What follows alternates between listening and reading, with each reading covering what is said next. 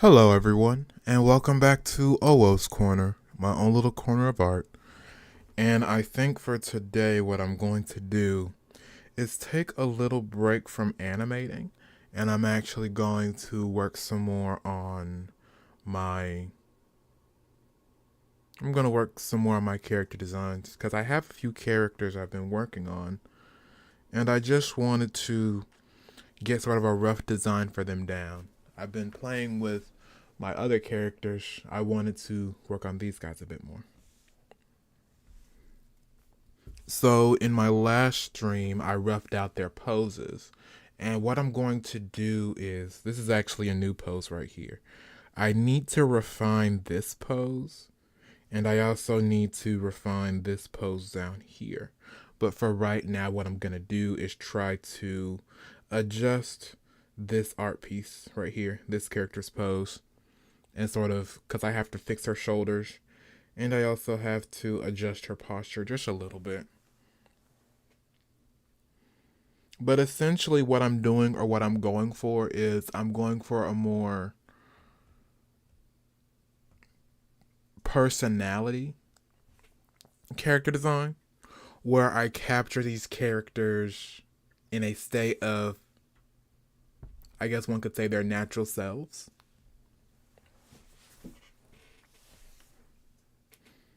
To sort of give the audience, as well as help myself, sort of understand how these characters act and behave. So right now what I'm actually going to do is hide these other designs so then I can focus and zero in on this character piece.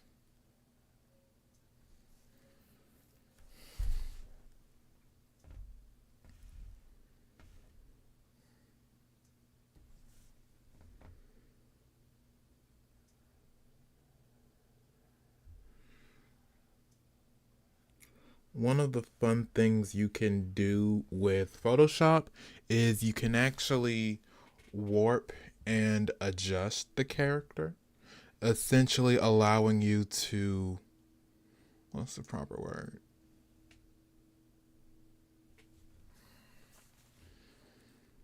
Essentially allowing you to augment what it is you're working on.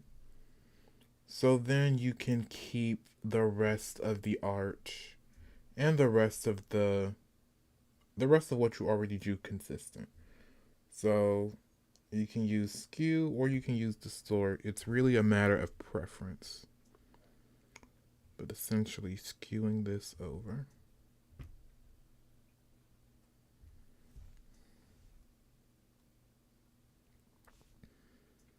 Now let's see. That should be good.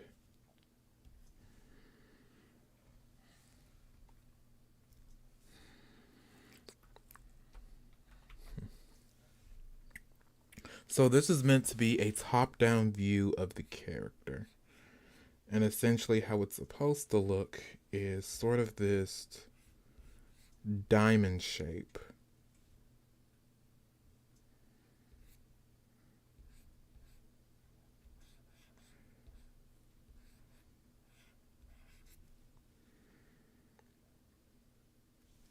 Now her shoulder's actually supposed to come down a little bit more.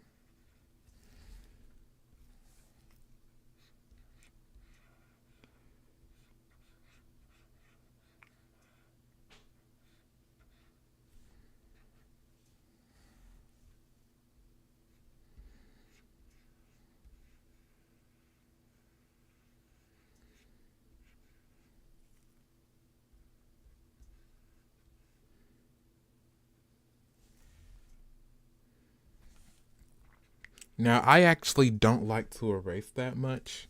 I know it's kind of funny, but I like to keep my chicken scratch lines because it helps me develop a sense of structure and a sense of the characters.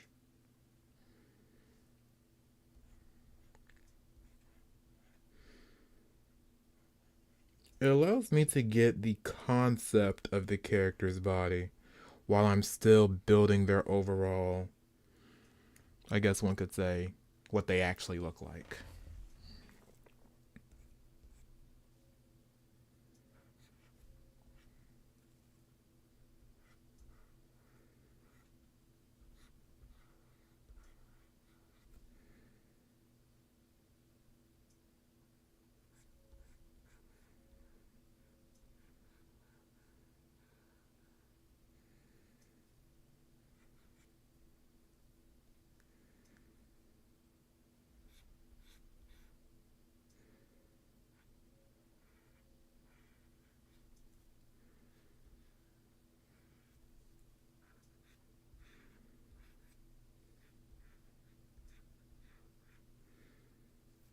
Now, this is meant to be a woman, so I'm trying to capture a woman's beauty, I guess one could say. Now, this is a bit of a top down perspective, so right now, what I'm doing is I'm checking the height of things so then I can keep it consistent.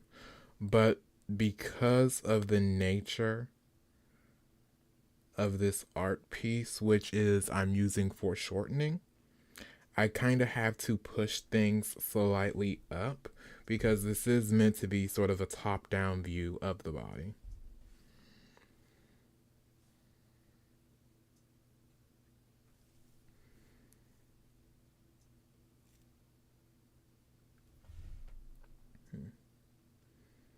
So I actually will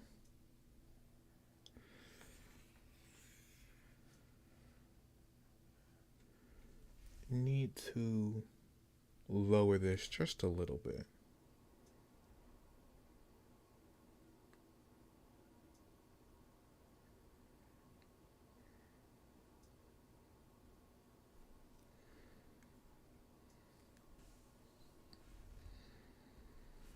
Let's see here. So most people, at least the average body, is meant to be about 5.5 to 6 head heights long.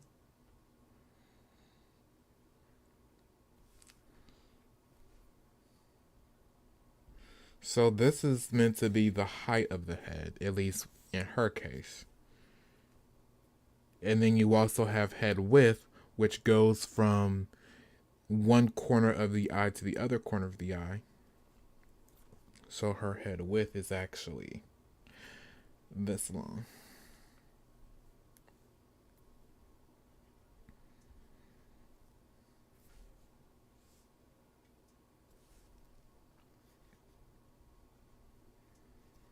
Two.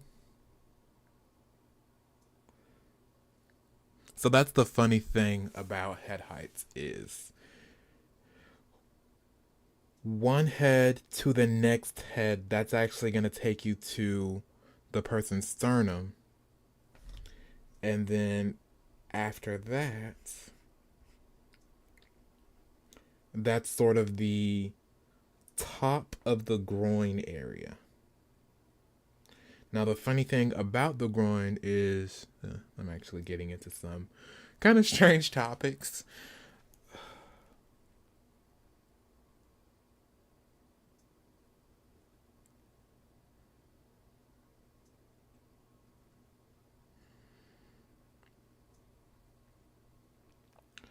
Most people, well, everybody really, men and women, they sort of have this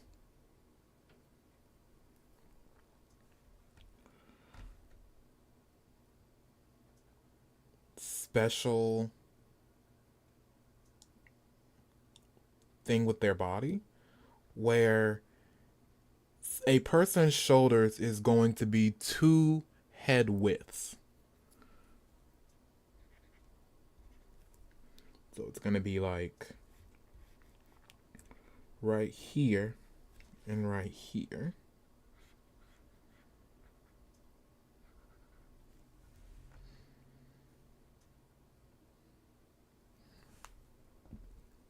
And then the special thing about the groin area is when you're drawing someone's groin, they're actually going to be half a head width. So you would take the half point of their head and do like a half line. But despite that area being half a head width long, it is also going to be two head widths on average. It's going to be like two head widths wide. And so sometimes it's, and so on average, that is what gives people, everyone, if you were to strip someone down to their skeleton, would have this sort of hourglass figure.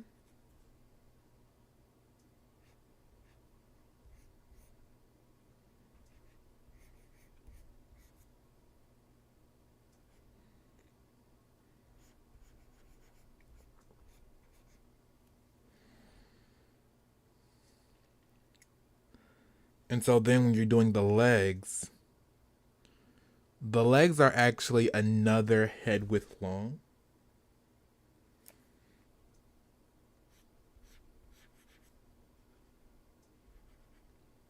But then what's special about the legs is that both the feet and the ankles and the knees are going to, well, both the feet, ankles, and knees are both going to be their own sort of like half head width long.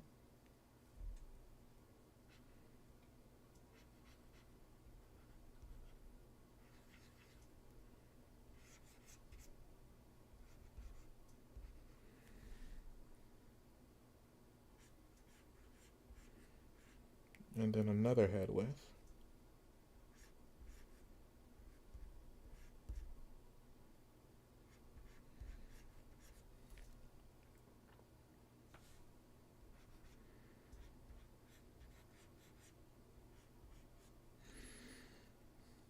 But the issue with foreshortening is you sort of have to compress everything so it gives the impression of distance as well as your ability to pull off more dynamic poses, like this one that I'm going for.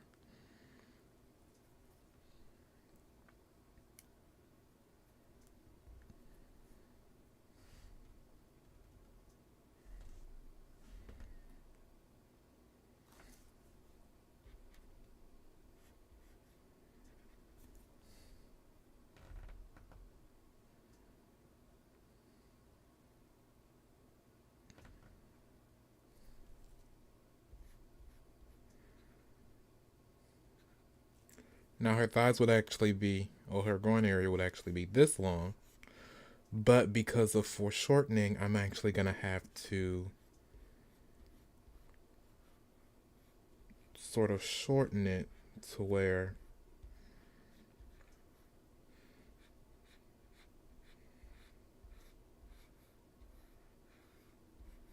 it is more so this wide.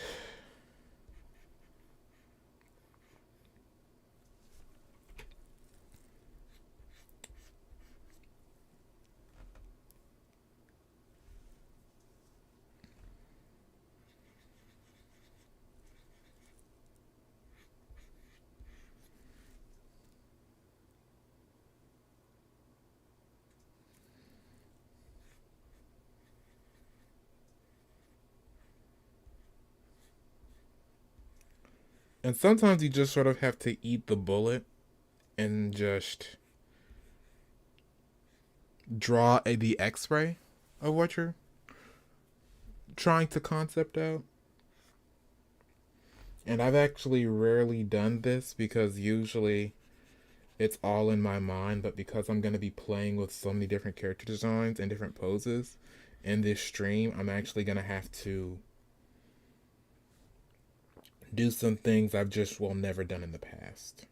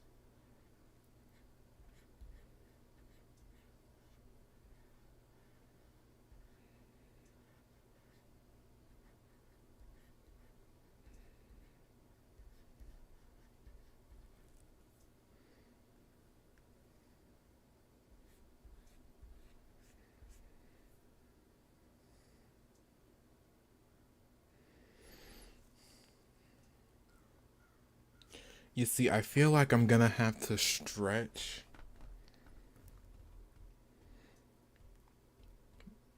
at least when it comes to the upper thighs, but maybe it's just because of the way I foreshortened it.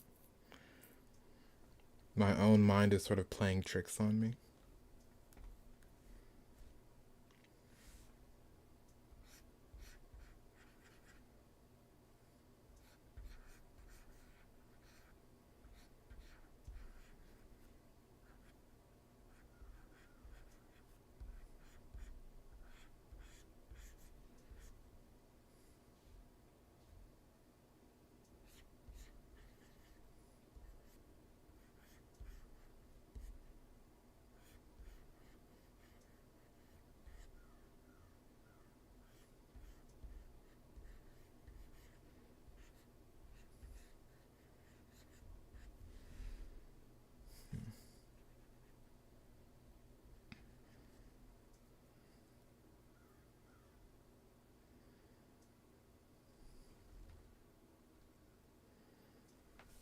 I think this is coming out quite nicely. I'm enjoying it. I do want to soften the face a little bit or see if I can figure out a way to.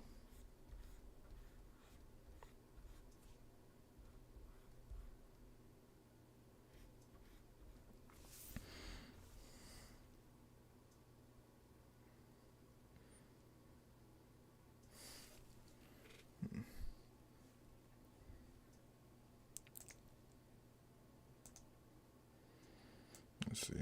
I'm going to play a bit more with the opacity just so I can.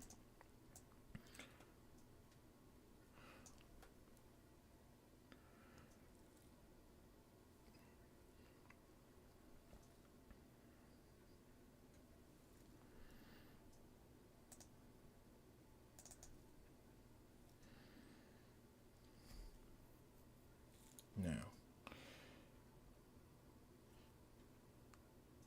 this is actually a very, I wouldn't say a very old model, but essentially the whole thing with her character is her name is Trina, and so she's meant to be a scientist and she's inspired by alchemy, specifically Citrinitas, which is like the fourth phase in alchemy, which is called the, I think the yellowing. That's sort of the terminology for it.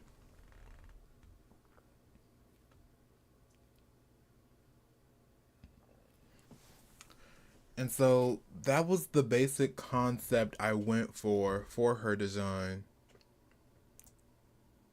And like she has really curly hair. Like she actually has coils in her hair.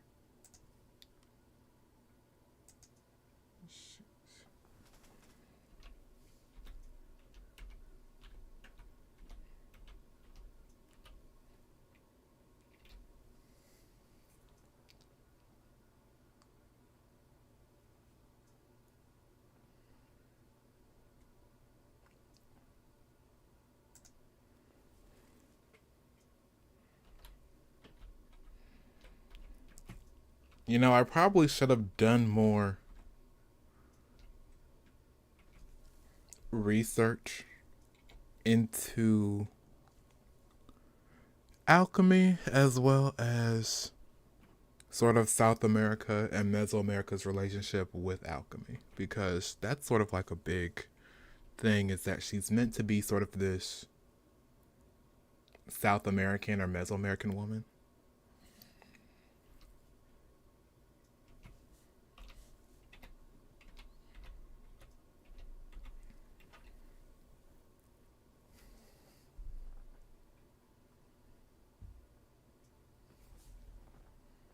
I mean, there's no direct tie in.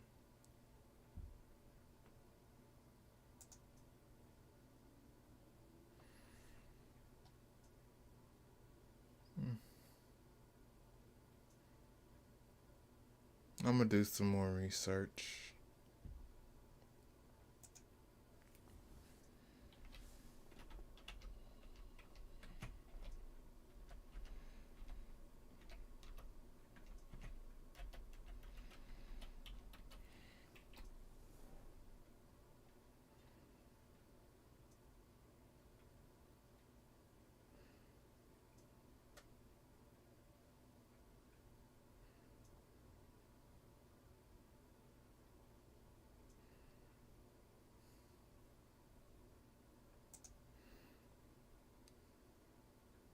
I mean, a big thing is ruffles in a lot of South American attire, at least for the women.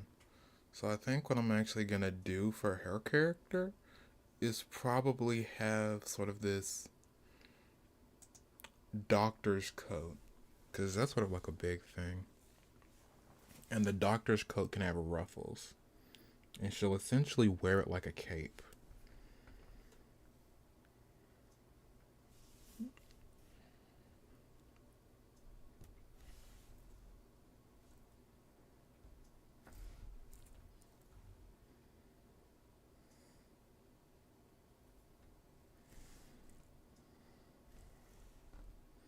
And I was actually going to give her a skirt, but I may give her like something,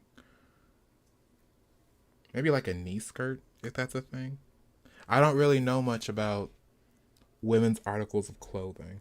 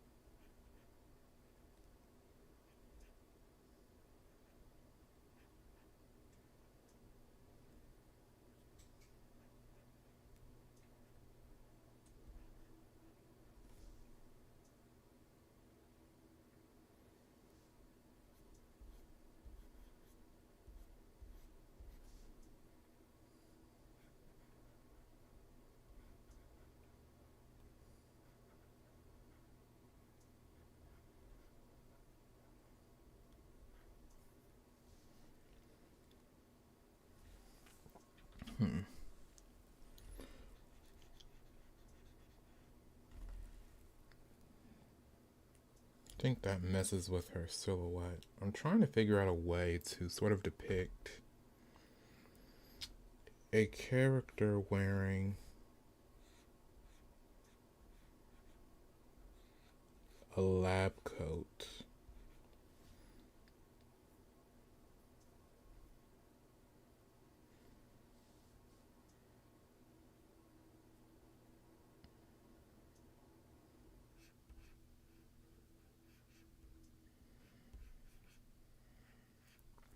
You know, honestly, some of the designs I like.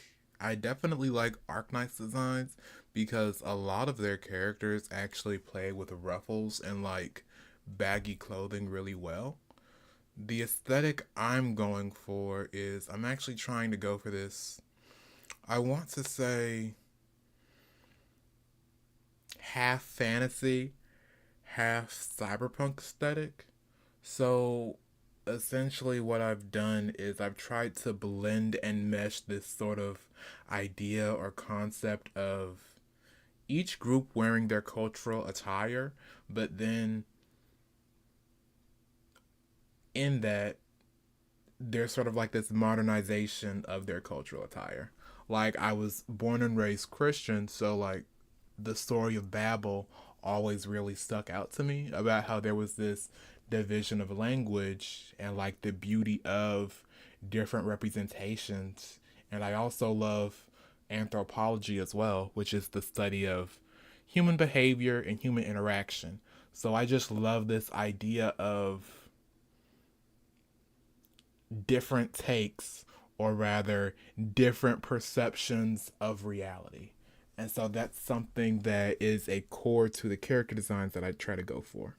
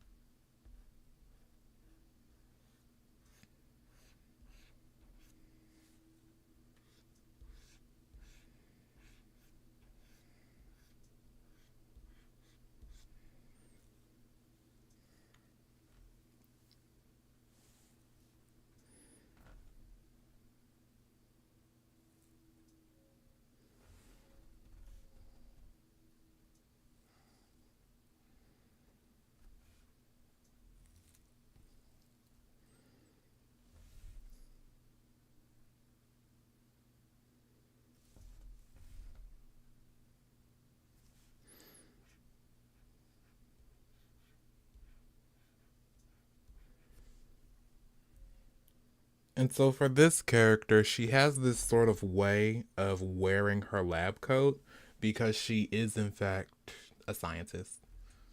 I got three concurrent viewers, so I don't really know if anybody clued in on that yet.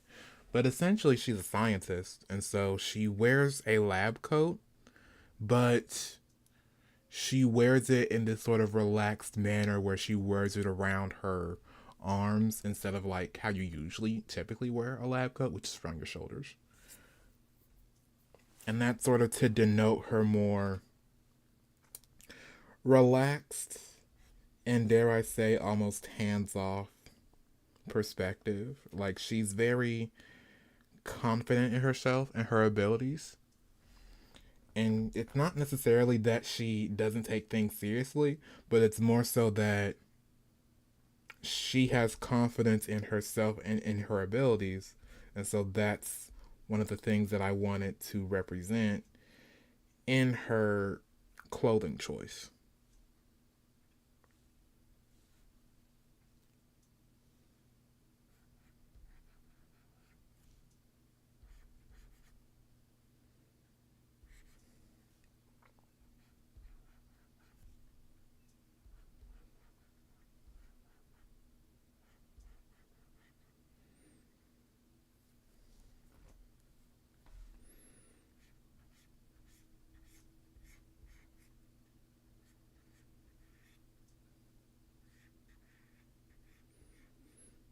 Now, when it comes to her shoes of choice, I'm honestly thinking of heels. I feel like heels would best represent her. Like stockings and then heels. That's what I think would be best.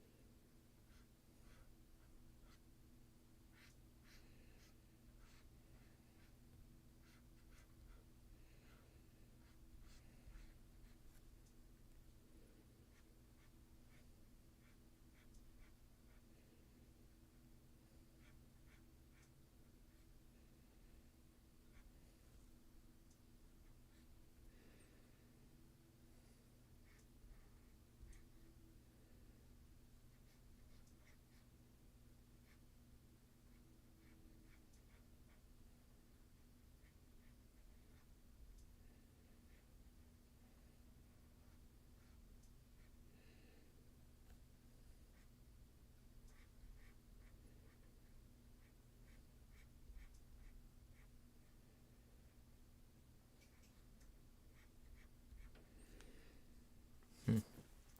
You see, that foot actually didn't come out so well. I'm actually seeing like. Yeah. Look, I have a lot of ideas, but drawing women's shoes is not really my strong suit. So it's like. I'm trying my best, folks, okay? I'm not real. It's not that I can't draw women, it's just drawing a woman is going to take a long time for me. So I'm trying to be more mindful and more careful. And certain things may take me a while, longer than I want them to.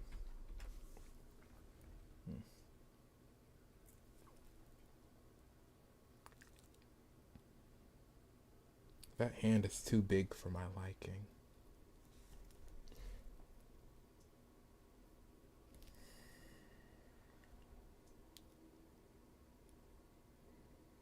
That's another bad habit I have is sometimes I just draw my hands too big.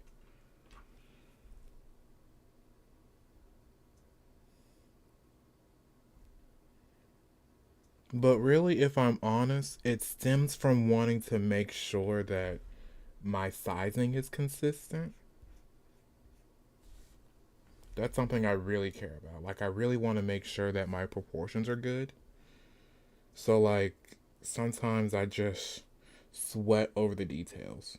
And for those of you who are artists who do sweat over the details, you're completely valid in being careful and being mindful in what you draw and how you draw it. That's sort of like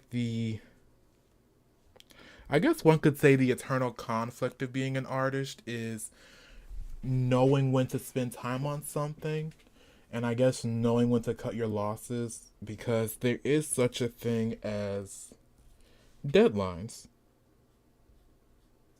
Whether you work for a company or whether you are doing work for yourself, there comes a point where you have to almost stop yourself and say, okay, I got to meet this deadline. I have to get work done at this point and that point.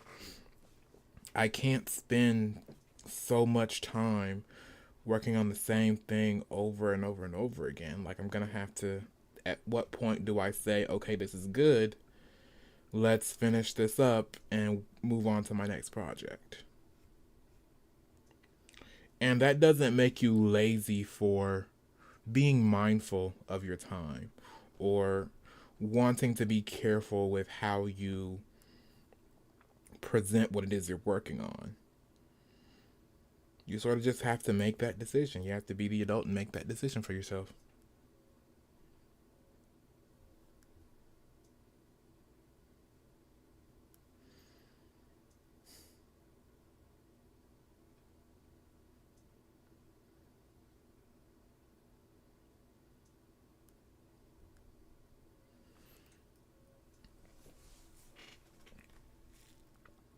I'm super scared. I'm super scared of flipping this image and seeing why I messed up. Oh, okay, let's do it. Three, two, one.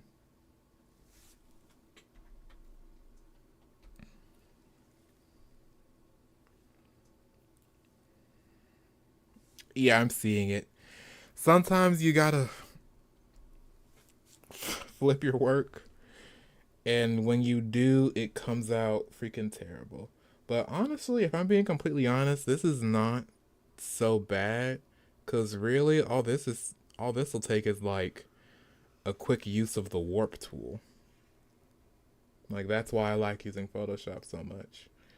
Cause I mean, yeah, I like using Photoshop, but it was also the first software I learned. So what we can do is raise this up a little bit, and then we're going to take this and lower it down. Let's raise this up.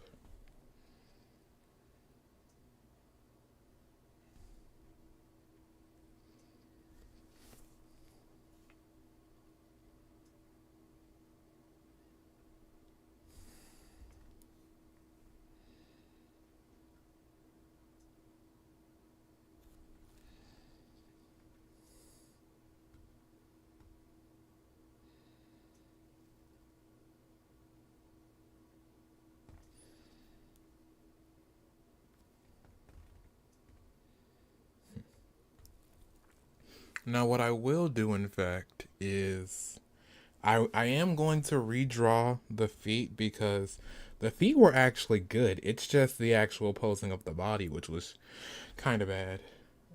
Let's see here. We're going to deselect this. Use our eraser tool.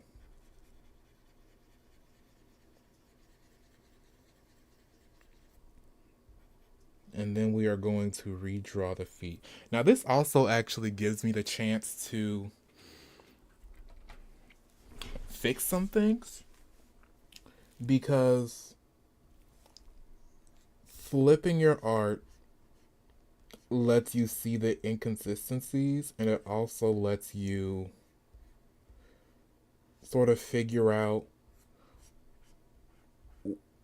where what you was drawing was weak at. That's sort of like a mouthful. Thank you, Angel. Thank you for that compliment.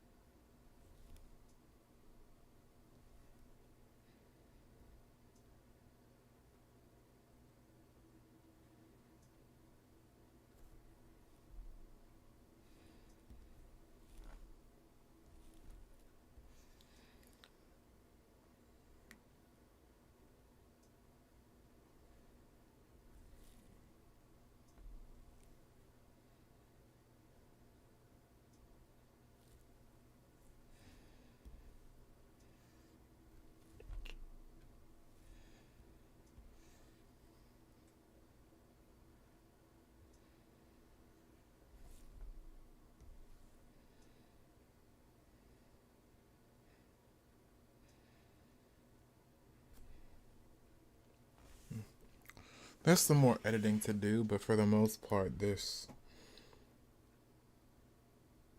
serves the purpose that I seek it to.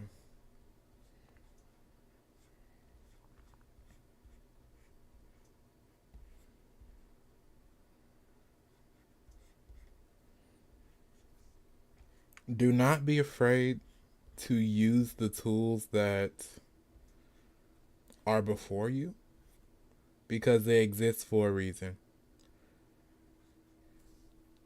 While there is pressure to, I guess one could say, make sure that their line art is good, for the most part, you can give yourself a few creative and artistic liberties for the benefit of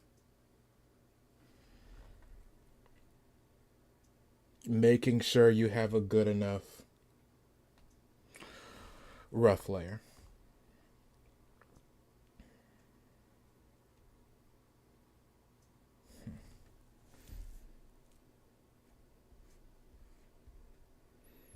And it's also good to be self actualized and notice where your weaknesses are. Like, I can say, like right here in this instance, I could say, you know what? Do I just want to consider this the wind flowing and that's what's making this leaf stand out? Or do I want to erase it and draw it at a proper angle? And then I've decided, okay, I'll just draw this at a proper angle.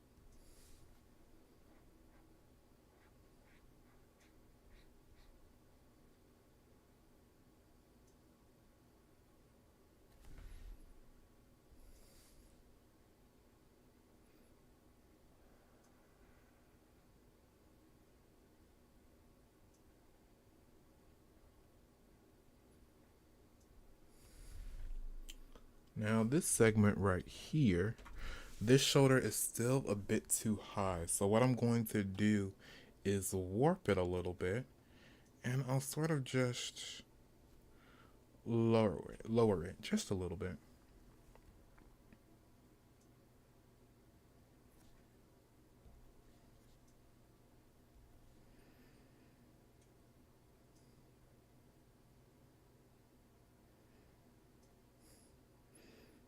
And you see, as I'm making these edits and slight adjustments, my character's design is slowly coming together. Now, another thing I've noticed, and this is just me, but the head is too big for the body. And usually, when that happens, most artists will actually shrink the head. But because I have so much space to work with, what I can actually do is I'm going to select the entire body and I'm going to increase the size slightly because I just have so much of this space to work with. So, this will allow me to ensure that the head is somewhat consistent with the rest of the body. And then that will allow me to draw out the head. Now, there is one more issue, and that is the angle of the head. So, what I'm going to end up doing is actually going to my previous layer that I used to rough out my design. I'm going to select the head, and then what I can do is sort of rotate it just a little bit, and then bring it down a little bit more. And that sort of gives me, that's a better and more proper angle of what I'm going for. So then I can zoom in, go back to this original layer, and here is the tricky part.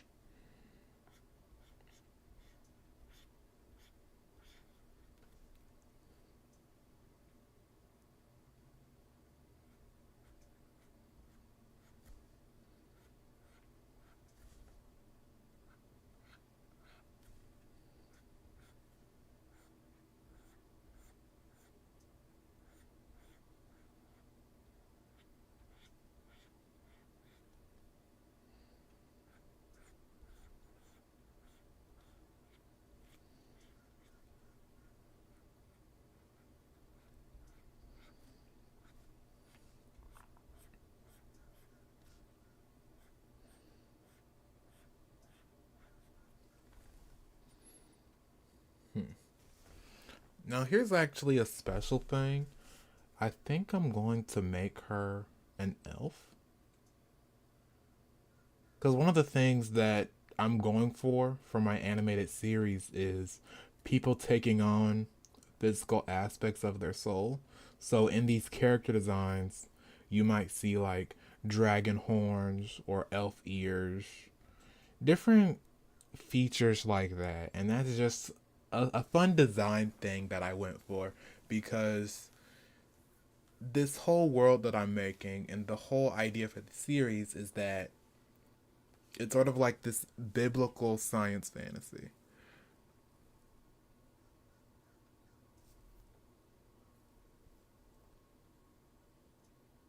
You're right, I did forget about the warp tool. I apologize for that.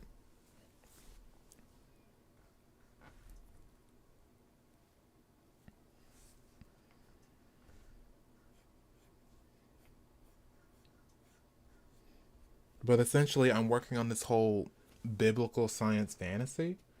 And so, one of the design elements is that characters take on physical aspects of their soul.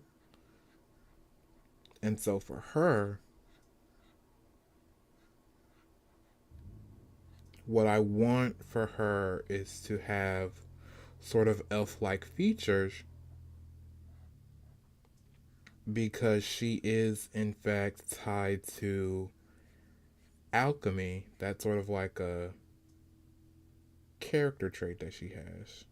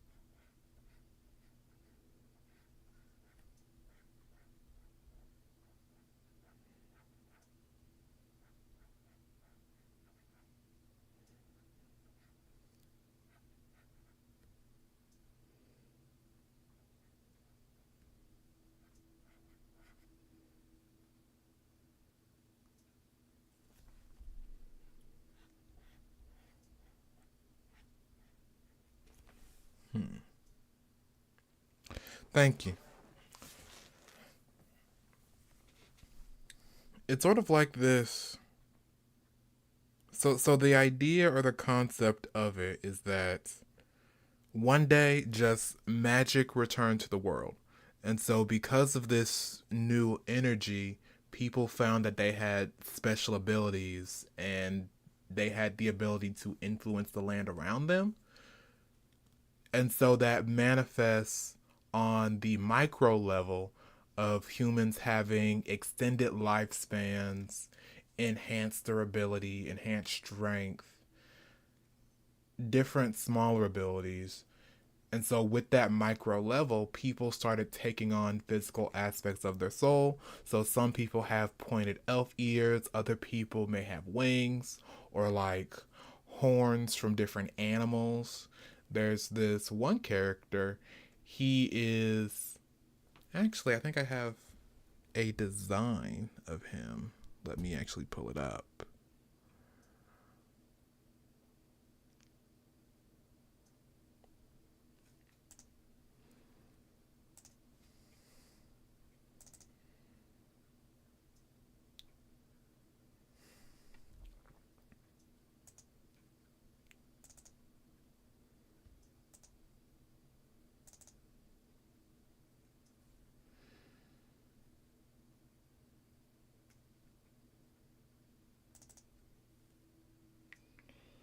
So, these were some old character designs I did. And essentially, in the world, people take on different physical aspects of their soul. So this character right here, he has lamb ears, and I didn't draw it, but he also has a lamb tail. Whereas this character, he has angel wings. Let's go more into some of the old character designs I did.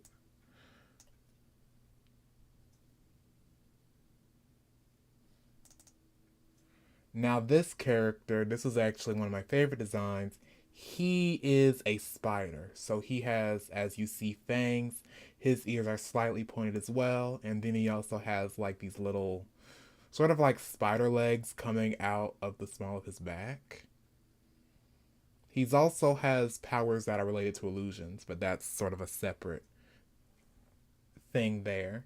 Sort of, he's based off of Anansi the spider, but he's also based off of Creole culture and how they have different festivals and people dress up in like their Sunday bests as well as dandyism. He's this whole street performing um, showman who uses his illusions to put on different spectacles and different shows for people to sort of entertain them. And that's sort of the design I went for him. And so, a big aspect of the show is that in this world where magic and spiritual power exists, because that power exists, people take on different physical aspects of their soul, and that can be a whole range and host of different things. Now, this is another character, and you see, he actually is a special case because he has this sort of purple taint around his body. And he has a special backstory to him. This is sort of like a rough design. This is sort of like his spiritual form, where he takes on a few more of his sort of soul aspects. Um, but yeah, it's just sort of a design thing that I really liked. I really wanted to do and sort of have in these characters that I'm making because I think it's a very fun and a very nice concept to toy with. Like playing with different designs, different design elements, bringing to life, I guess one could say, different concepts and ideas for characters. It's such a fun idea. And so I kind of wanted to use this stream to sort of take a break from, not necessarily take a break from animating, but just take a break from, let my mind rest and focus more on the other characters. Because one of the things that can be really bad for me is if, even though my main objective is to be an animator work on some short animations so that I can build up my skills and eventually start my own show. I can't just have the show be about two or three characters. This is going to be like a whole world that I'm putting together. This is going to be like maybe not a franchise, but I would like this to be a somewhat big project where we see the different lives of the characters that live in this world.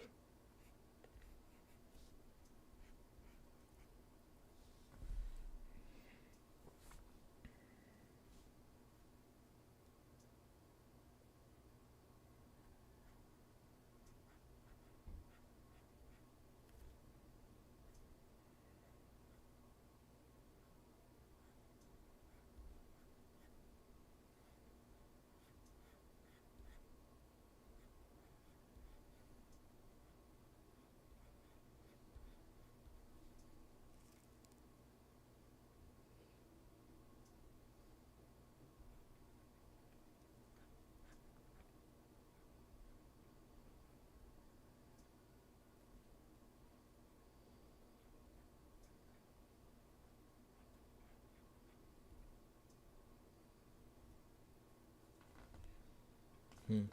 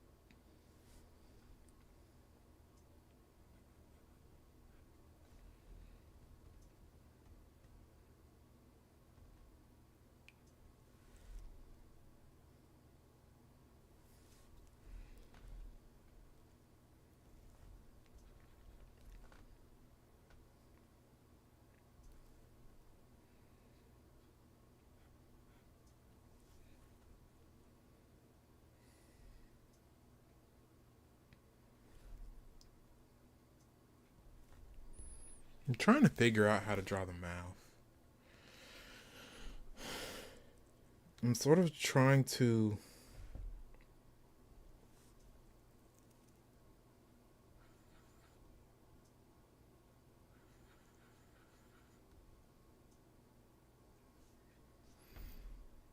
represent a sort of relaxed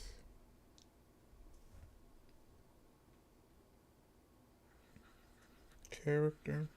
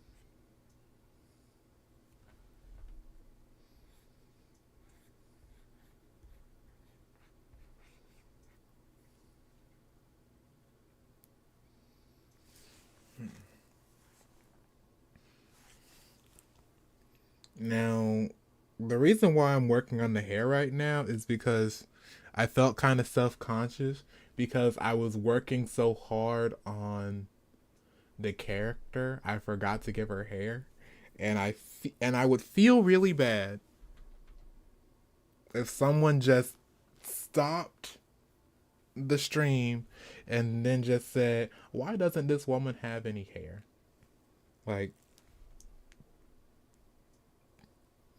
Like, this man has been saying that this is a woman.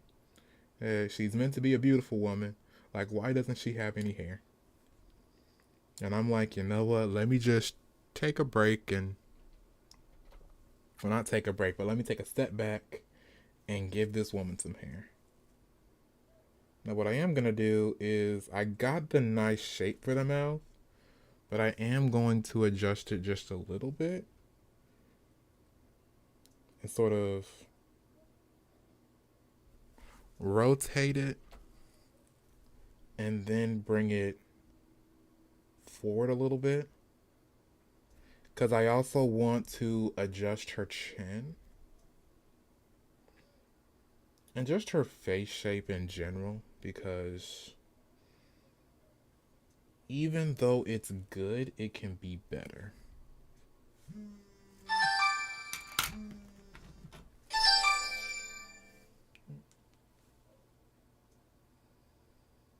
And I'm getting a call.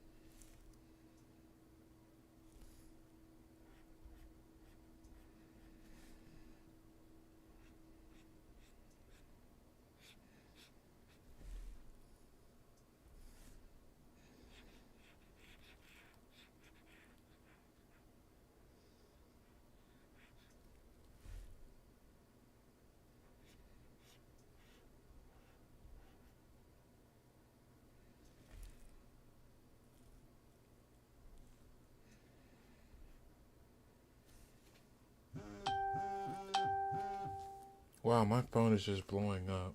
A lot of Facebook stuff, though. Which is weird because I'm not even on Facebook like that.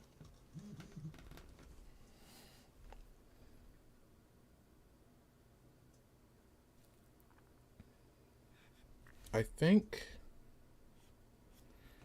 this is definitely better because I can always go back and add whatever details I feel as though I'm missing. Now, I do think that I want this area to be a bit bigger. And this area can be wider as well. I'm just blocking out sort of the general.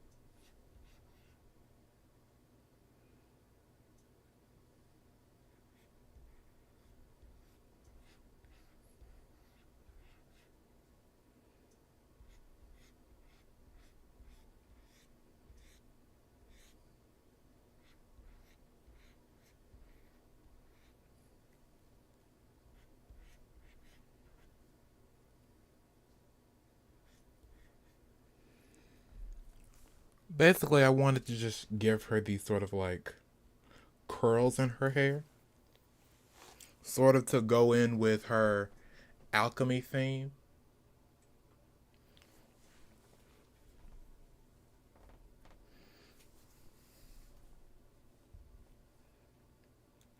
Because the big thing in her character is that her name is Trina, and so Citrinitus is the third stage of alchemy. It's known as the Great Work or the Yellowing.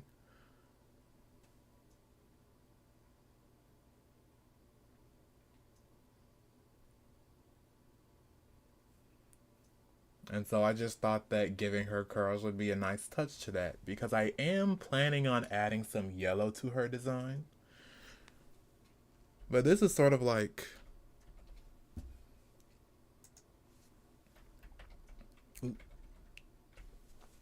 basically the rough of her character. She's meant to be this sort of scientist who is kind of lethargic and confident in her job. A bit of her backstory is actually that the credit for her work was stolen, and so that's why she's working so hard because she is one of the seven sages who the whole show was about them, about how there's seven men and women who are seeking revenge. And so that's sort of her whole thing is that her work as well as credit for her work was stolen and she's seeking revenge for that.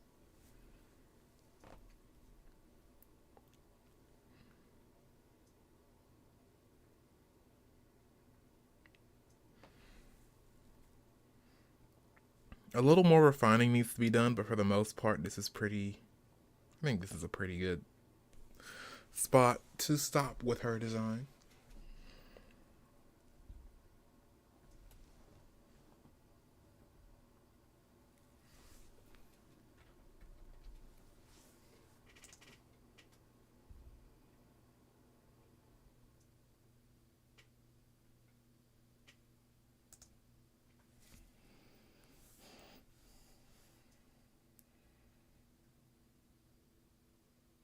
There's gonna be a lot of ruffles in her design, so I'm just gearing myself up to do that when I have the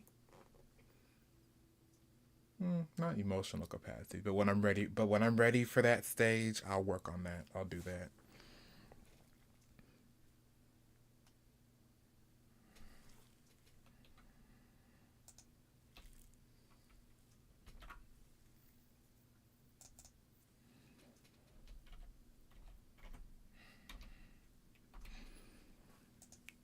Let's see.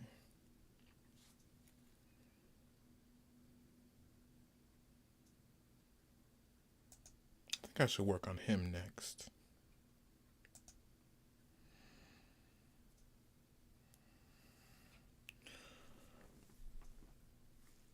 Now, this is a pose I actually drew out in my sketchbook, and this was actually just a really rough segment. I'm gonna have to go back and like add some stuff, adjust some things for the most part.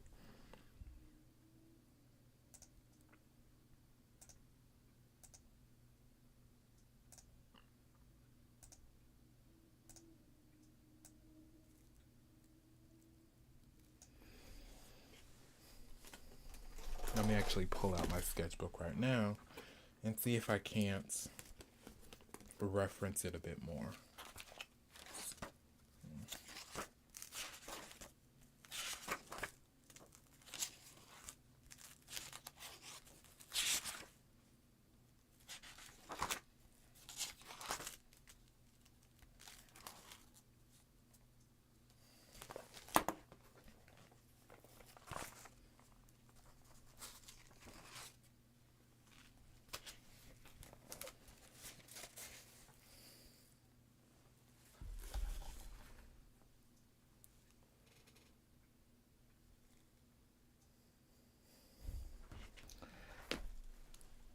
Now, this character, It's kind of my excuse to draw muscles, but also in that same vein, he's not really a musclehead. He's actually one of the more sad characters I designed. And he's also sort of I guess, the focus of the pilot, because he's going to be the newest member of the Seven Sages. At least that's the whole plot and plan for my pilot, is it's going to be through his point of view.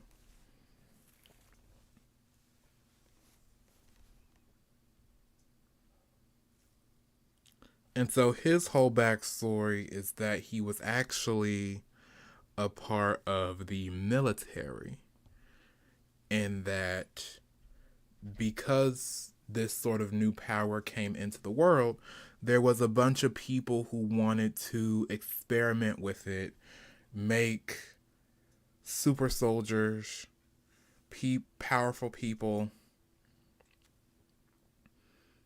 different sort of economic as well as just developments with this sort of new power and new energy.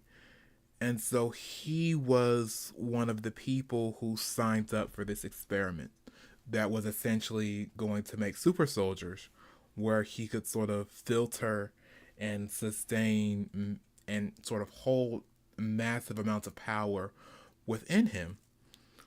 And there are 7 tenets for this sort of new power, which is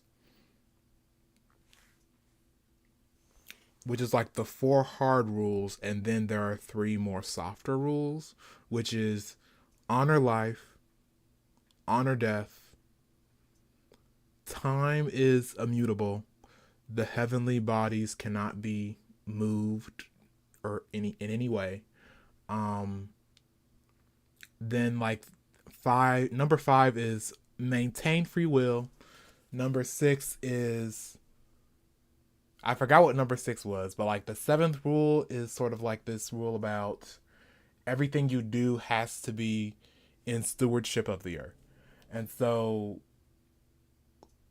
the rules are rigid in that people can't resurrect a lot. People can't resurrect the dead. People can't time travel with this power. People can't move the sun or the moon or the stars with this new power that they have. But there is sort of wiggle room where, even though it technically falls in line with like shifting the rules, you can do it, but there's still going to be consequences for doing it. And he is one of the victims of that, where because he was a super soldier experiment, it left him very powerful. But also, in that same vein, he is now barren and he can't have any children. And the only reason why he took on that sort of job and promotion was because he had a fiance, he was going to marry her, and he wanted that promotion in order to have enough money and have enough resources to finally pop the question and sort of like go through with his marriage to this woman. But after the experiment, like, yeah, he became super powerful, he got his promotion, but now he can no longer have kids. And so in his mind, it's like, well, I only did this because I have this girl that I loved and fell in love with and wanted to have kids with. But like now that hope is completely shot, and he fell into despair. He called it off with his girlfriend. Like his life just went to complete and utter trash. And sort of that's why he is seeking his revenge, because even though technically speaking he kind of did this to himself, also in that same vein, to an extent, he was uninformed about this. He didn't know that the consequences were going to be this bad or this dire. And that's sort of the story that I'm telling, is while the main characters are inspired by the seven things God hates, in that same vein, their downfalls are righteous fury, but there is sort of this.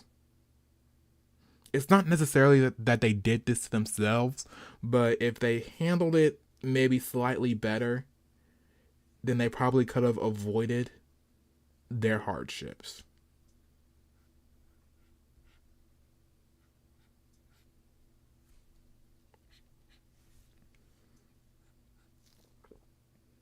And so I'm essentially just telling a story about a walk with God. Like, that's really all this series is. And that's sort of the love letter that I'm trying to tell to the faith is that, people are going to go through hardships. People are going to go through a hard time.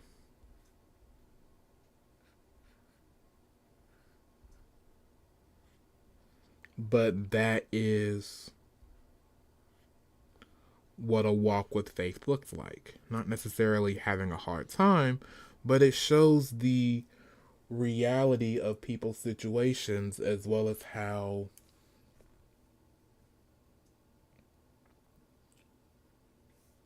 there are going to be highs and lows, goods and bads, but at its core, it's all about being better than you were yesterday. And many people, many men and women of faith, fall into that mindset where they think they get saved and then things are going to be sunshine and rainbows. When in actuality, you are going to misstep constantly. You're going to stumble. You're going to fall. You're going to go back and do things that you thought you had a hold on and that you thought you had a handle of. And that's not necessarily saying to keep doing the bad or horrible things that you're doing or trying to find some form of escapism, but it's all about finding the hope and strength to be better than the you of yesterday. And that's the sort of real stories that I want to be telling and I want to be distributing to people with my animation, with my skills in animation is I want to give people hope. I want to tell people, hey, what you're going through, everyone has gone through it. And that's not to say that what you're going through doesn't matter, but what you're going through is very valid and real. And there's just a way to profess that and send that messaging through a medium like animation that while live action can do something like that, also in the same vein, live action kind of fails or people do not are not able to process anything past that spectacle.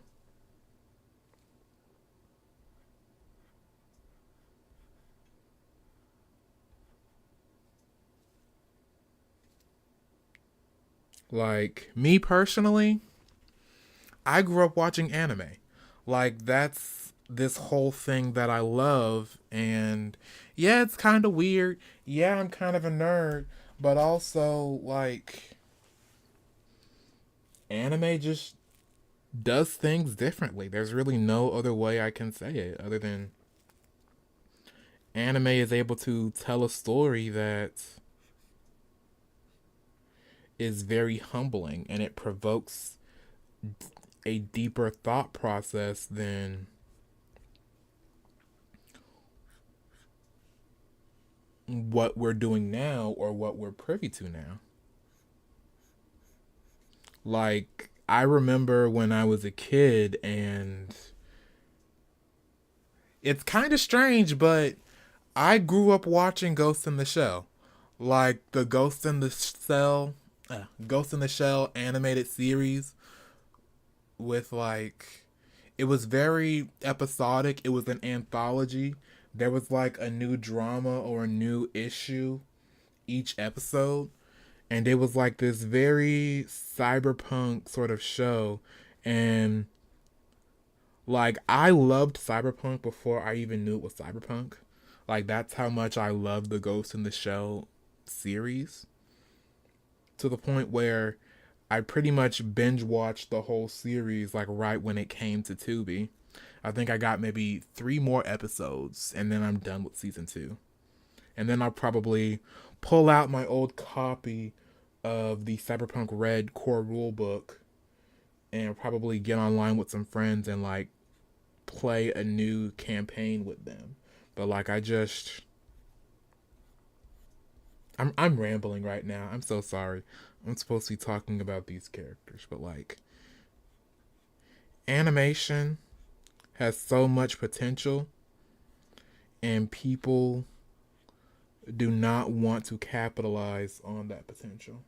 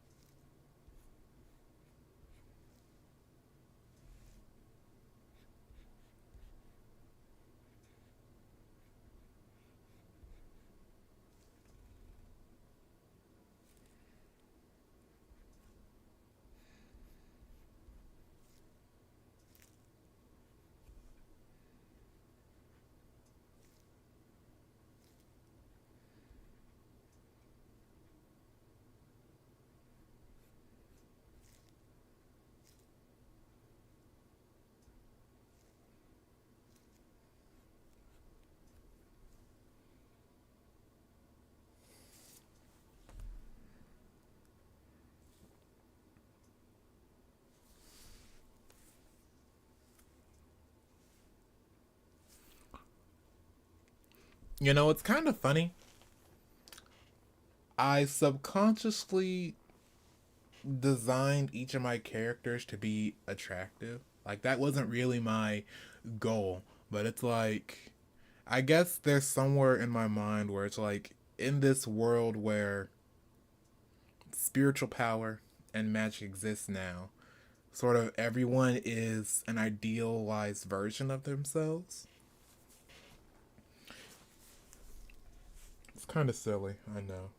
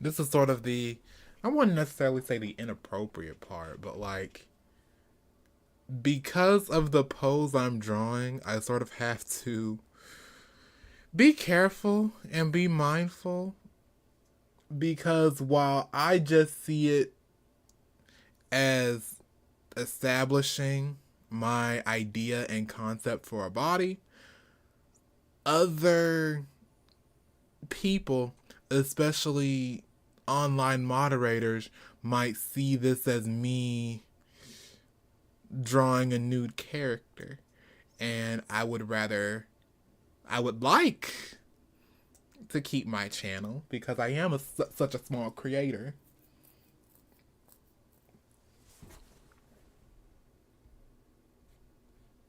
It's actually funny I'm drawing so many muscles and like clothes because I know for a fact at least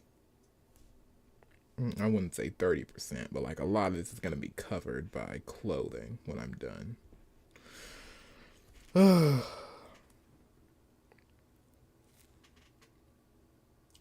God, if you could help me right now and get my proportions right, I would be very happy.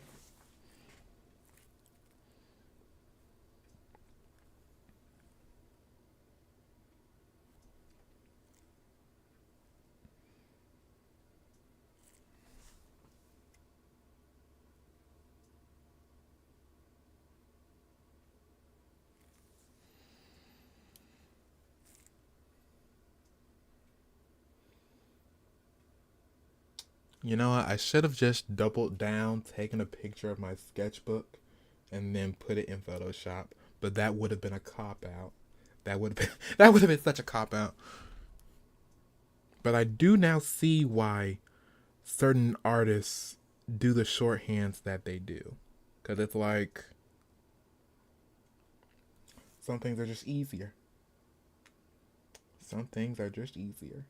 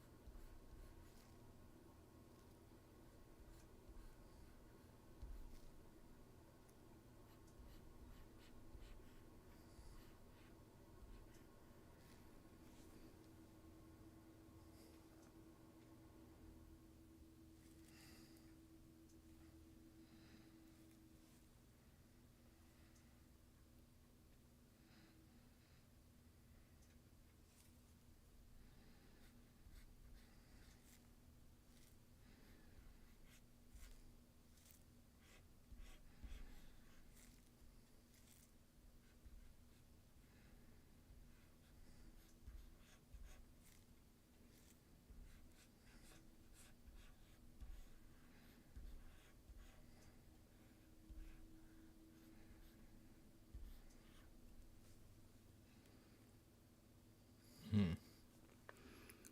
To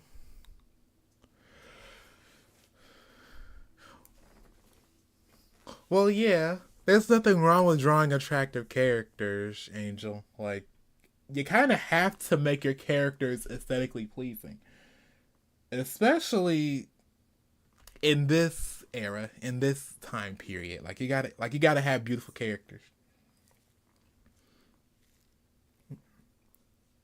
There's got to be some sort of aesthetic pleasure that comes from what you're drawing and how you're drawing it.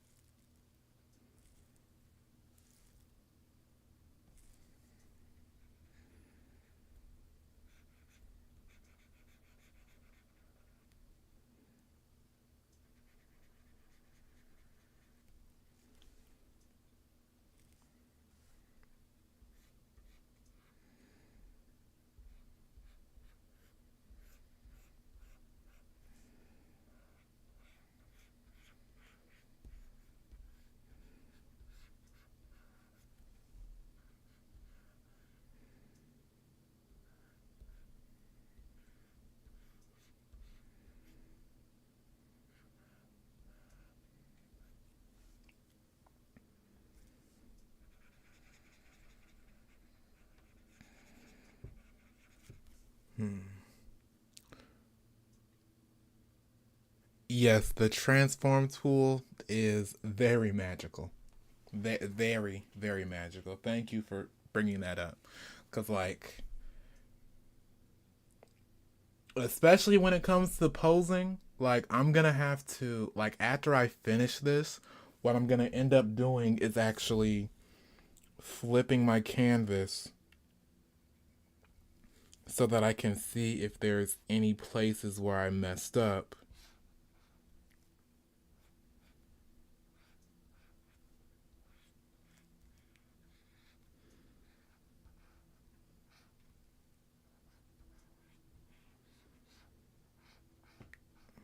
And then I'm going to make the adjustments that I need to make.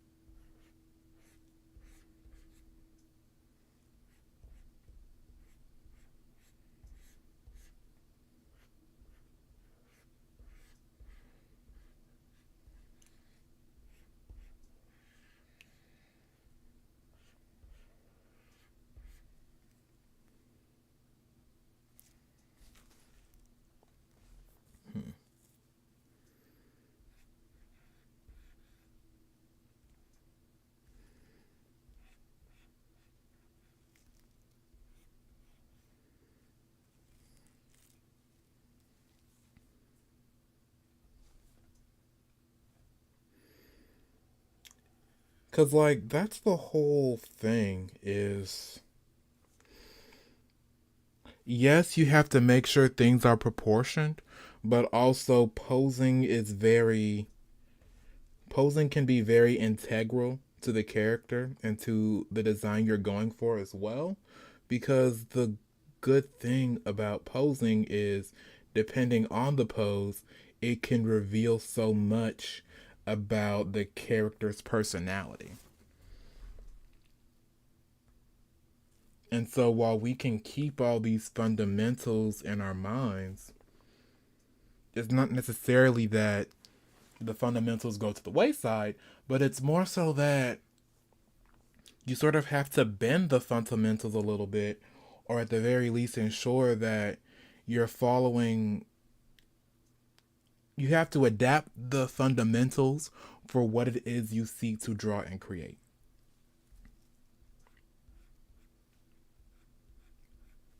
Because you can say that, oh, the average human proportions is a man being 5.5 or 6 head heights long.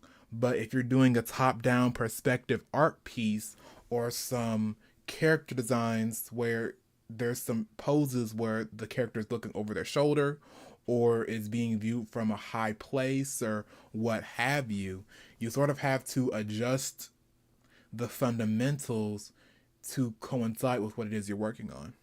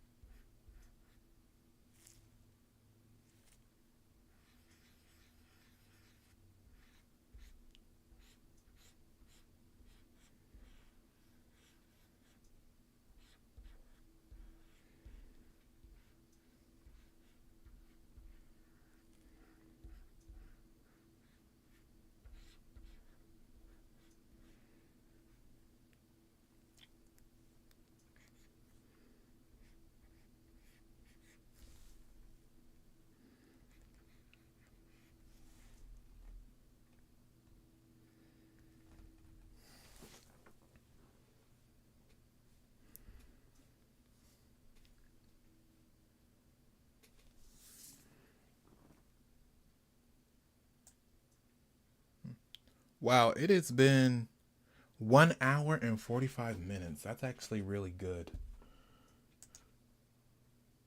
Let's see, there's rotation, flip horizontal.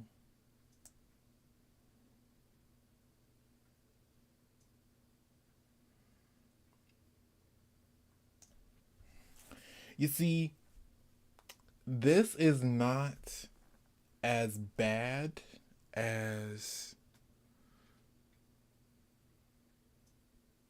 exactly a pose can make a more or less intimidating villain. You see, when I flip this, this actually isn't as bad as I thought it was gonna be. Cause really, I just need to warp the head a little bit and rotate it a little bit more. The chest is actually really good. I may want to adjust this side a little bit more. Um, I think that foot can be brought up a little bit more. And then it's just this leg needs to be bigger. Like I need to widen it manually. There's no amount of warping that can be done with that.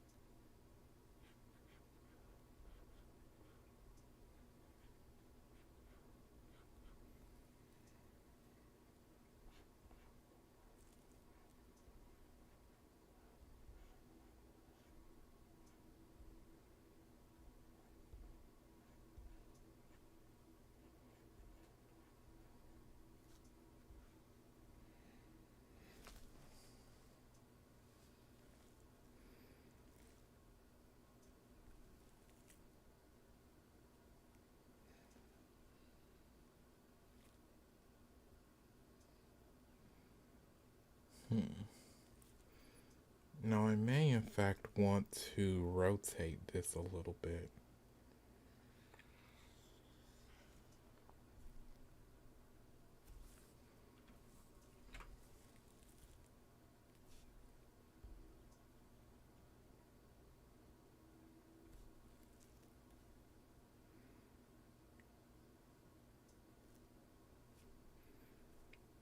Slightly adjust it just a little bit more.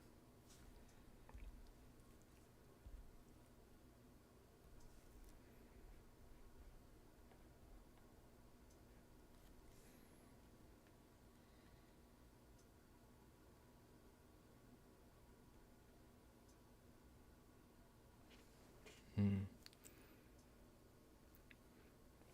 It's not that I'm missing something, but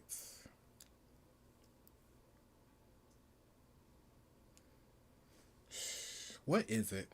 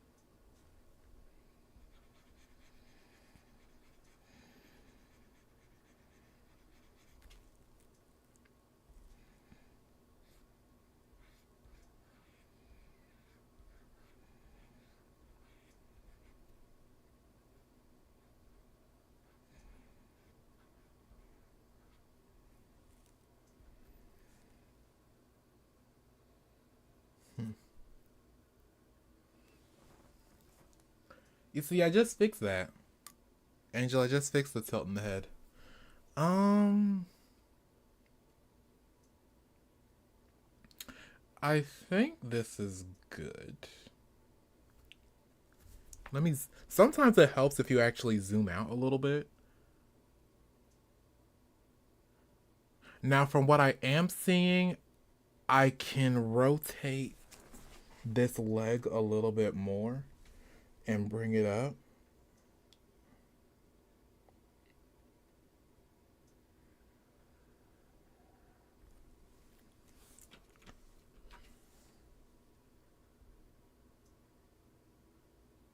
Just slightly.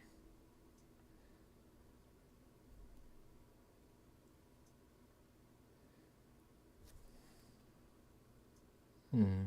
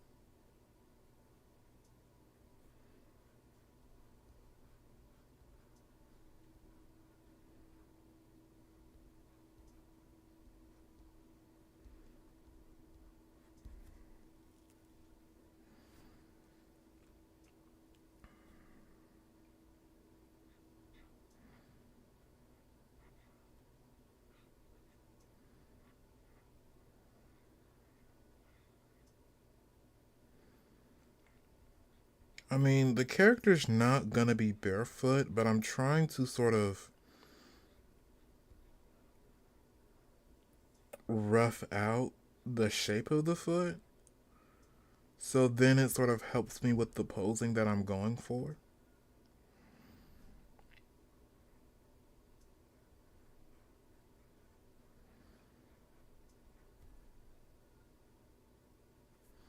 And actually, I think that's really good.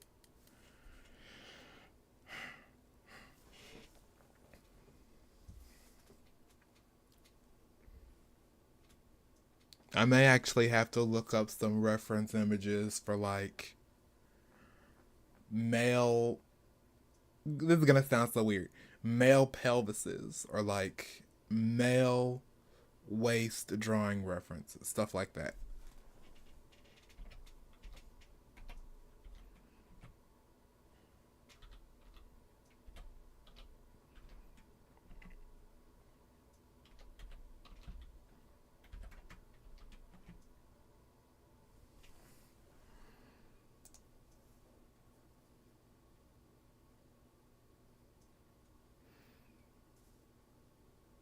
Oh, this is actually a really good image on Pinterest. Pinterest has everything you need.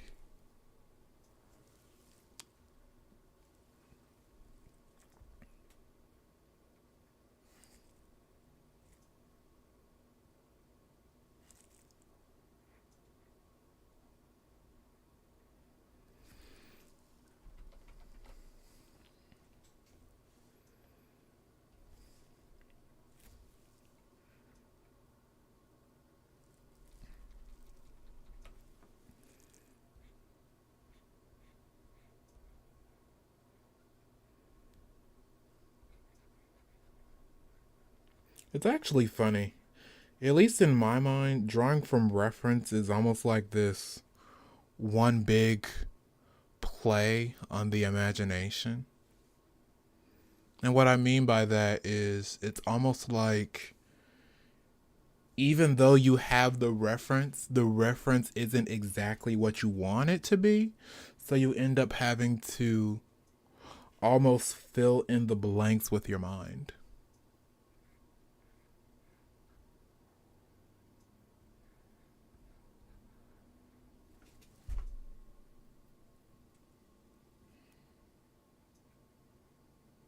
Yes, the body references are always necessary.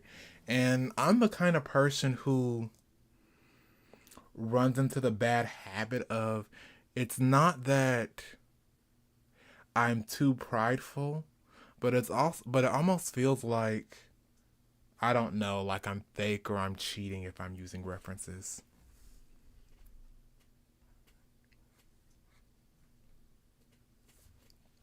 But like I think the issue is that I don't watch enough of other art creators' content because you can learn a lot from your peers. That's all I'm going to say is as an artist, you can learn a lot from your peers, the style that they use, the things that they go through, sort of their commentary with their art. You can learn so much from other people. And I guess I just sort of fall into that habit of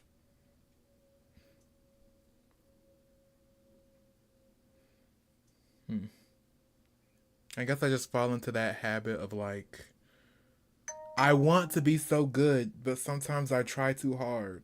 Or maybe I'm not trying hard enough. And then my stuff ends up being really bad.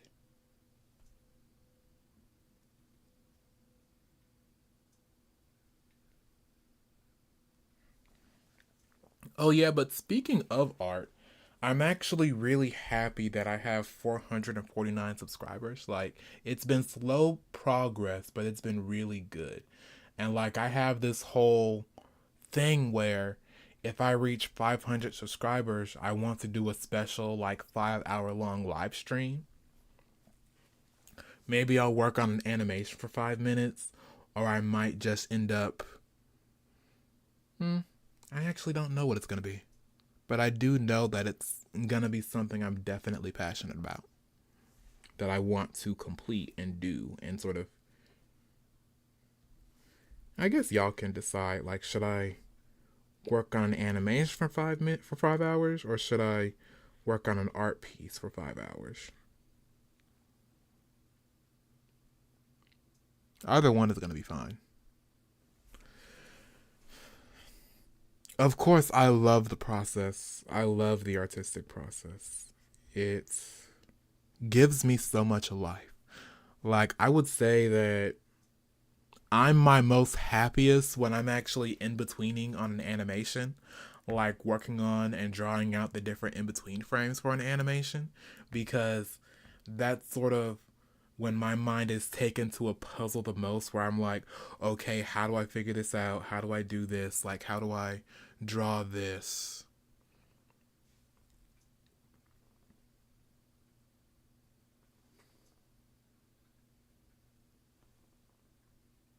Hmm.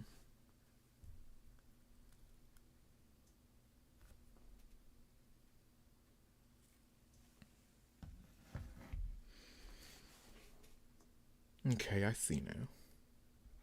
This is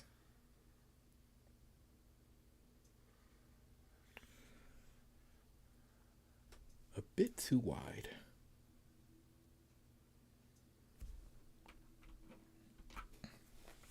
So we are going to shrink this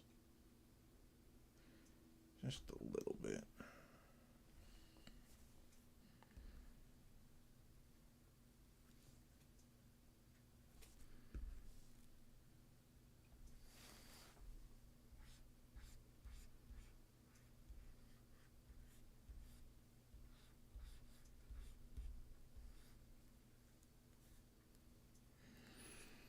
Now I have to get this other leg.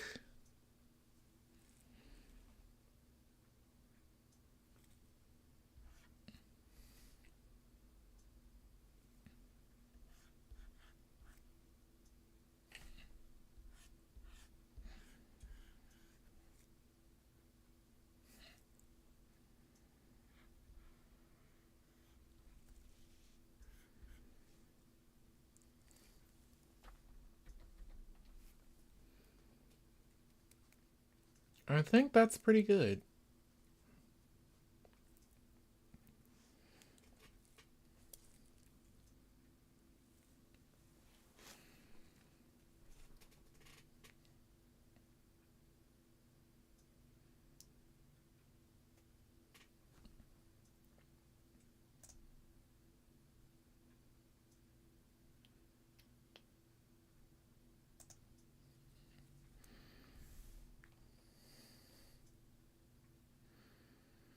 Now, I do in fact have to go for just like a few minutes. I got a text message and I have to take care of something real quick, but I will be right back.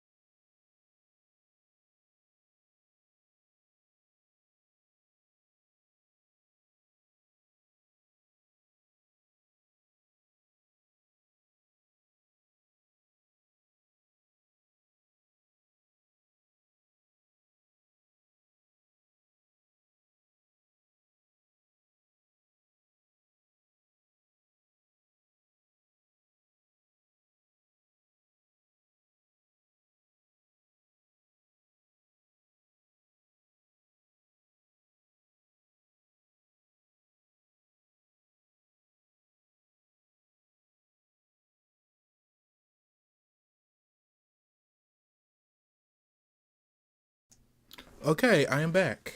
I am back. I am back. I am back. So I got the character down, and I can always just add a few more muscles and be rough some more stuff out. But for the most part,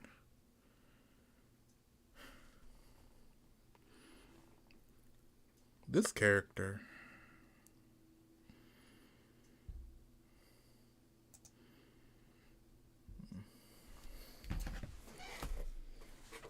Let's see, how am I about to do this?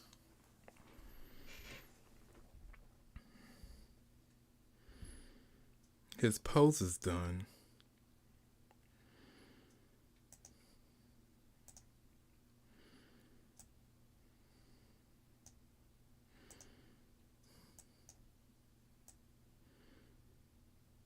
I'm gonna have to look at like military attire and stuff like that because he wears. I don't, all these other characters have like such cultural designs that are playing out in my mind, but like him, I'm thinking of just giving him like jeans and a fur-lined coat.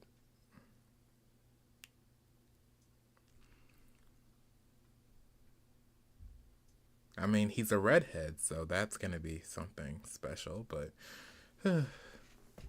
really probably should have spent more time with him.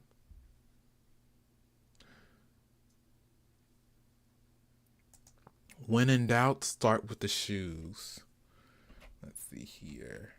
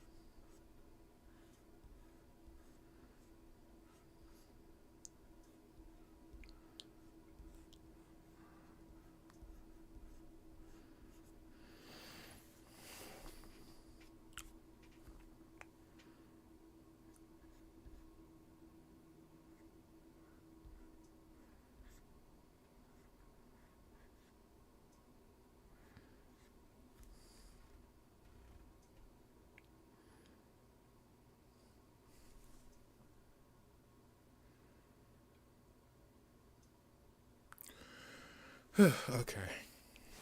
Um.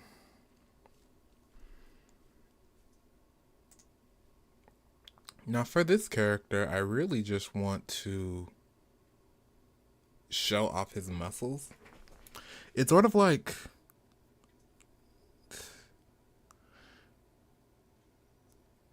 this character's backstory is really sad because for him, what I wanted to do was explore the concept of barrenness for men because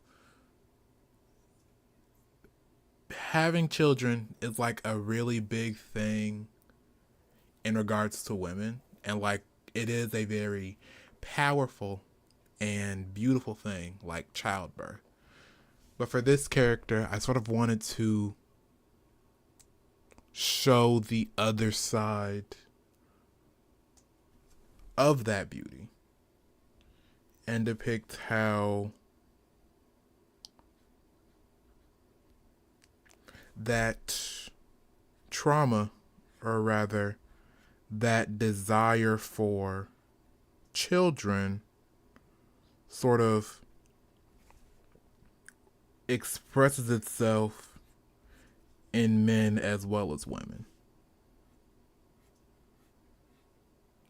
And so this is a character whose story revolves around wanting children but being unable to have them because of the tragedy of what he experienced. And so he goes through this sort of almost hypersexual trauma where because he can no longer have children, he no longer values himself. And that's sort of something that I want to explore through the series is how people grapple with what they are struggling with as a person, as people.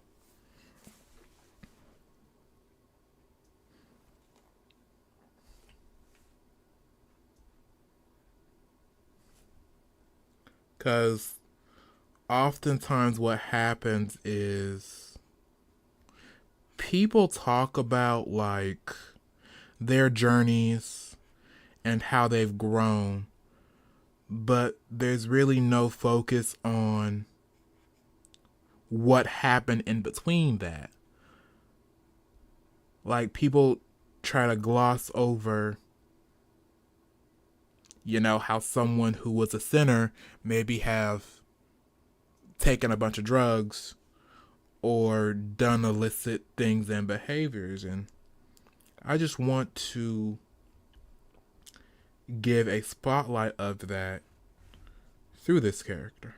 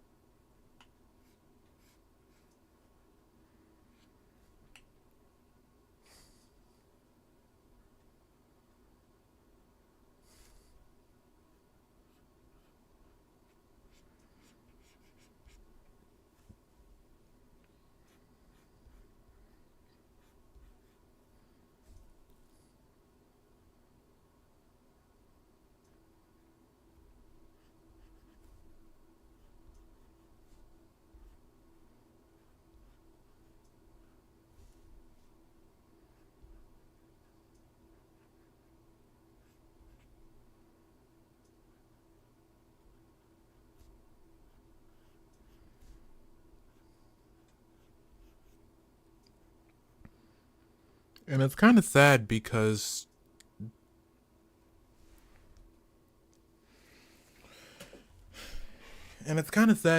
there's definitely a space for these interesting characters. And there is a desire for connection and for the hardships to be shown to people. Like, people want to see hardships not because they're dark people, but because they've gone through their own hardships in their own world, in their own lives. Like, and perhaps in seeing a character go through their own hardships, they can feel convicted to do better themselves, or at the very least, not feel alone in what it is they're going through. And that's what I want to depict in the stories I tell. Because this goes back to the whole thing with the satanic panic and that whole 90s era where a bunch of people were saying like, oh, D&D is demonic and this show and that show is demonic and you shouldn't be watching that. And then it's like, but these shows, what we watch, can have such complex storytelling and show such interesting and complex characters that we can relate to them, and we don't have to make the same mistakes if there was some way to show us, show people who are going through and struggling with these things. And then the folly of many people is that they try to rose tint the experience. They try to devalue the experience into it was just this one little mistake, and then it was like night and day. One day I'm all better now, and I'm a righteous man or woman now, and everything is washed away. But like, no, we need to talk about what happened. We need to show that hardships do happen, and we shouldn't be villainizing people who go through their hardships, but we should be learning from them and giving them grace. Because not everything needs admonishment. Not everything needs. You don't need to shame everything a person goes through.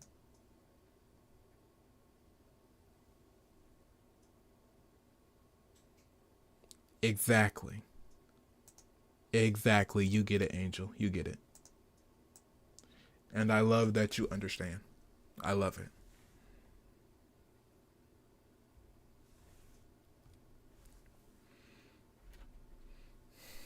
And it's because some of these stories can be so beautiful, so tragic yet so beautiful. And it's that transcendence of a story that makes people want to do better, want to grow and develop, and strive to be that better version of themselves. And so I feel convicted and I feel drawn to, as an artist,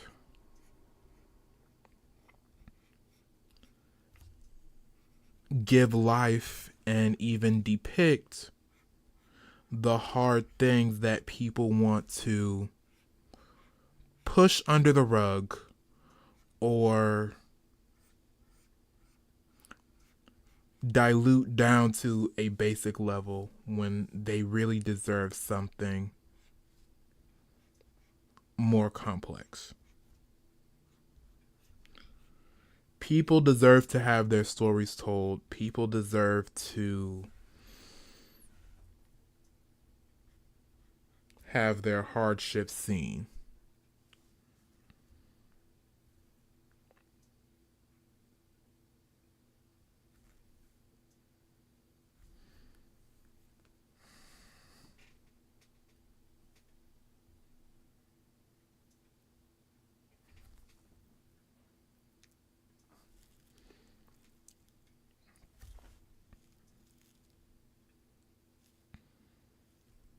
I mean, it sounds kind of funny, but I also have like this sort of love for romanticism.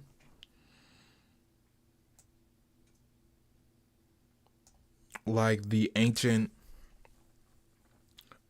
Greek Roman romantic era where it's just this beautiful story, a beautiful tragedy that, it may not have a happy ending or it can have a happy ending, but for the most part, the actual beauty is in the nature of the story itself and how people can strive to be better than they were yesterday or like come out a better person than they were before.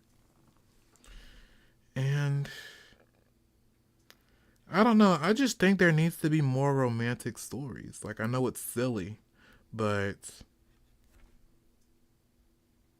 where's the romance? Where's the strive and desire for growth? Where is the beautiful tragedy that makes you want to grow and develop?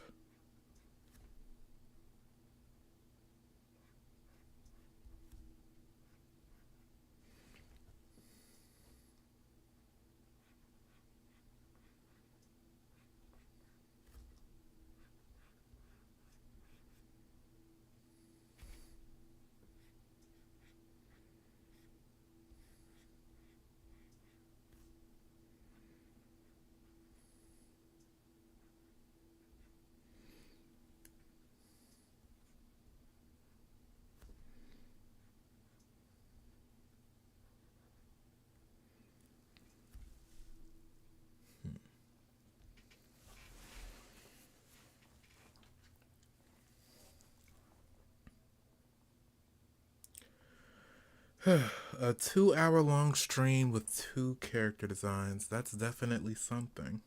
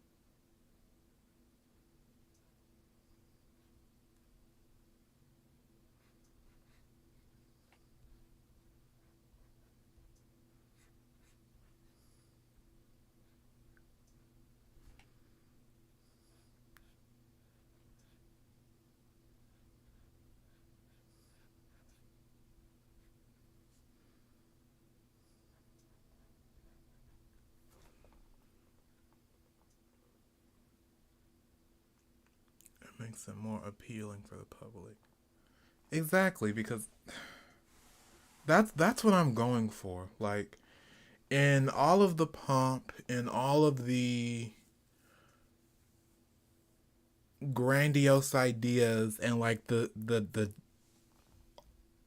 smaller elements of like magic, supernatural powers, people having animal features or like fantasy creature features in their physical appearance, or floating buildings and skylines and metropolitan cities or like slums and like all this other lore elements I'm going for.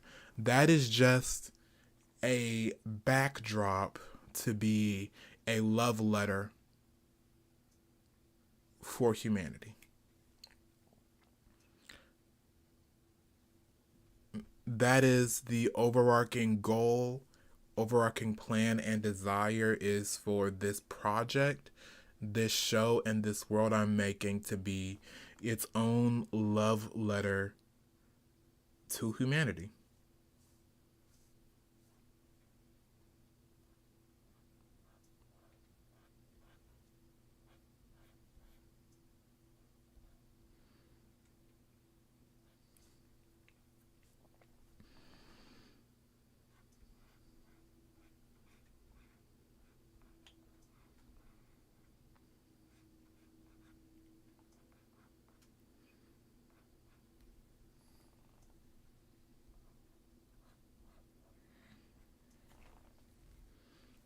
And that's my overarching plan. That's my overarching desire.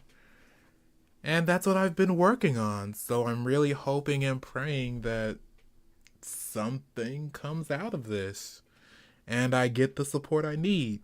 And eventually I'll make a pilot, which is going to be like a proof of concept for the idea and for the project. And after the pilot,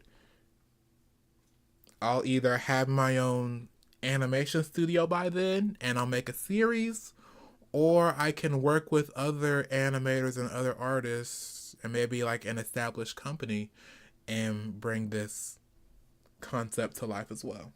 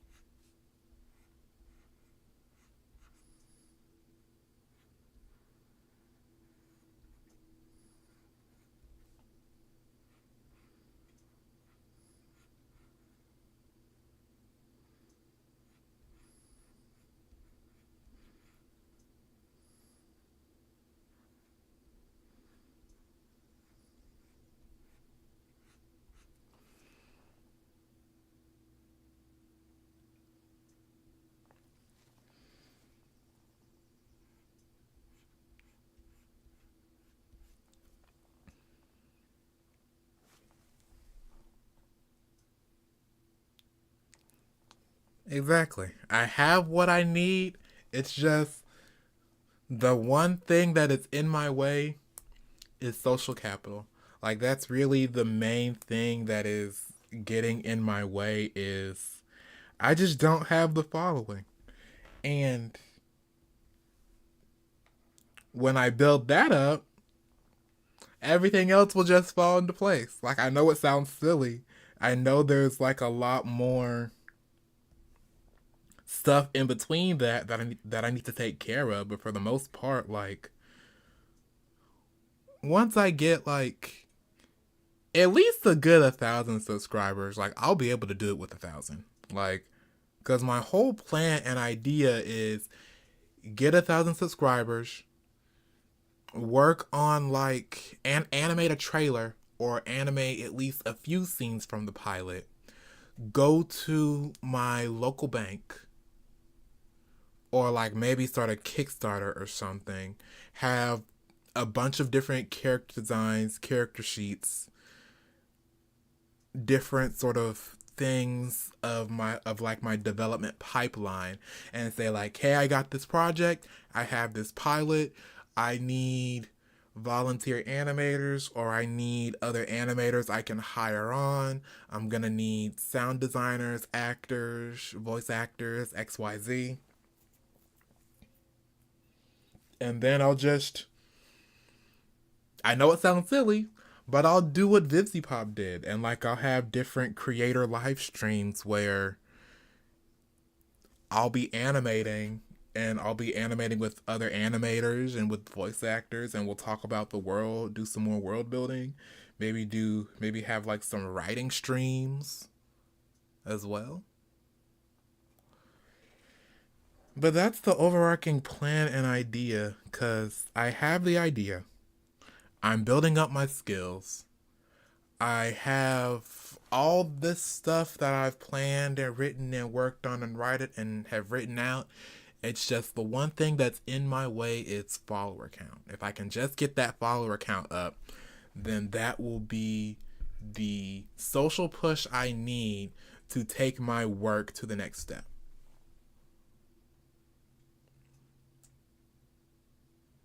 And I'm still striving. I'm still working hard. I'm still doing everything it is that I can, everything it is I know how to do.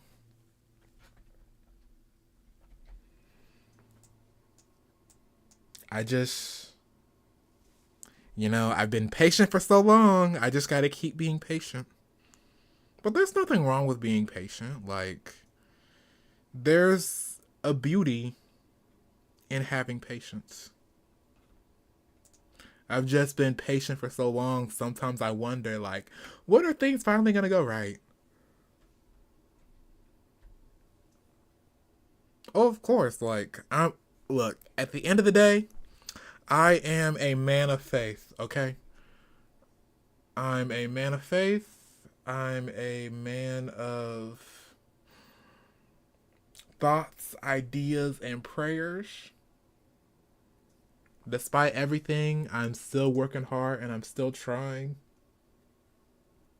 Let me actually adjust this.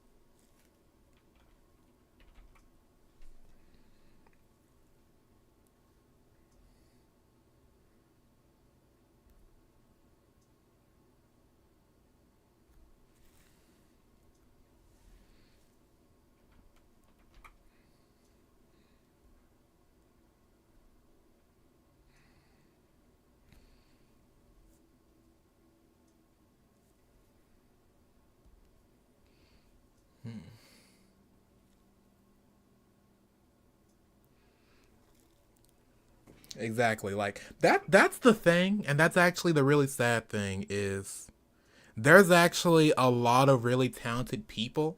It's just they're kind of jobless right now. Like if you go on LinkedIn, I know at least 6 other people I went to college with who are college graduates. Like they have the skill set, they have the ability, but they can't find work, or they're working in retail, or they're working somewhere that has nothing to do with their major.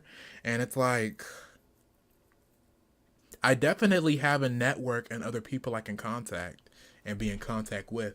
And even if they specifically don't want to work on my project, like I'm pretty sure they know somebody who would. And I know that as I grow, me being an artist myself, I'm going to be meeting other people who also want to work on big projects, or at the very least have some projects under their belt. And so I definitely know that I'm going to be having assistance the larger I become. I just have to have faith and I just have to be patient.